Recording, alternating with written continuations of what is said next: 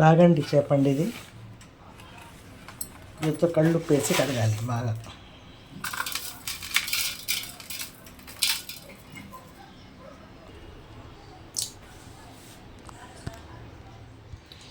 రాగండి చెప్పండి మొత్తం క్లీన్ చేశాను.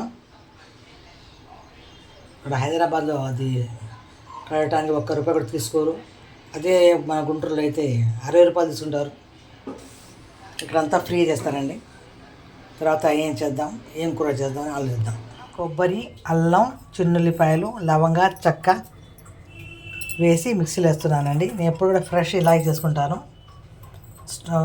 అల్లం వెల్లుల్లి తీసుకురావడం బయట నుంచి చేయడం అలా బాగుండదు. ఇదే ఫ్రెష్గా బాగుంటుంది. తర్వాత పులుసులో ఏమో 4 మెంతులు, జీలకర్ర, ధనియాలండి. ఇవి కొంచెం వేయించుకోవాలి. వేయించుకొని పొడి చేసుకోవాలి. ముందుగా నూనె వేద్దామండి. నేను రాగండి పులుసు చేస్తున్నాను. నేనే వెళ్ళి మార్కెట్కి తీసుకొచ్చాను చేప.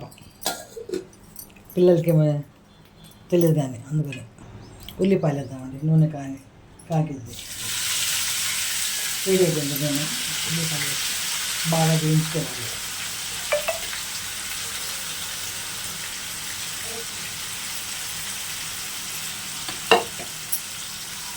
పులుసులో కరివేపాకు వేయాలి.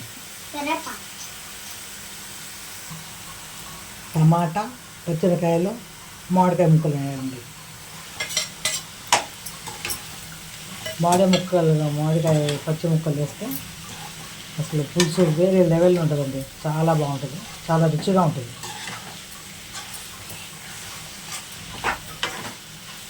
కొంచెం బాగా వేగాలి. కారం, పసుపు, ఉప్పు అండి. కొంచెం మిరియాల పొడి. మామిడికాయలు వేగినాయండి. మసాలా వేస్తున్నాను. అల్లం, వెల్లుల్లి, లవంగా, చెక్క, యాలకులు వేసి చిన్నుల్లిపాయలు వేసాను. దాంట్లోనే జీలకర్ర, తర్వాత ధనియాలు, కొంచెం 4 మెంతులు అన్నమాట. ఈ మసాలా చేశాను.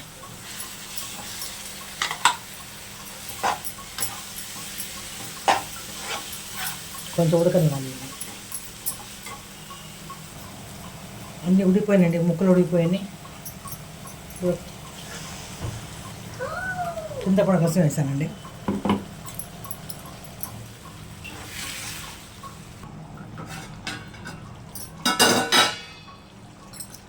ఇప్పుడు ముక్కలు వేసుకోవాలండి.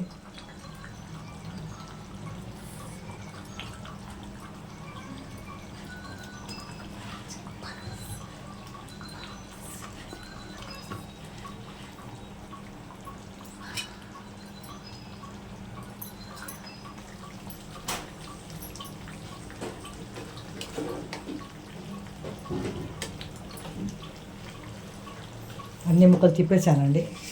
ఉడుకుతున్నాయి. నా చెల్లెళ్ళు, నా తమ్ముడు ఎవరు నాకు లైక్ చేయట్లేదు, సబ్స్క్రైబ్ చేయట్లేదు. లైక్ చేయండి, సబ్స్క్రైబ్ చేయండి. నా వీడియోల కోసం చూస్తూ ఉండండి. కొత్తిమీర వేద్దాం. ఒక 5 నిమిషాల్లో రాగండి పులుసు ఉడికిపోయింది. నాకు సపోర్ట్ చేయండి.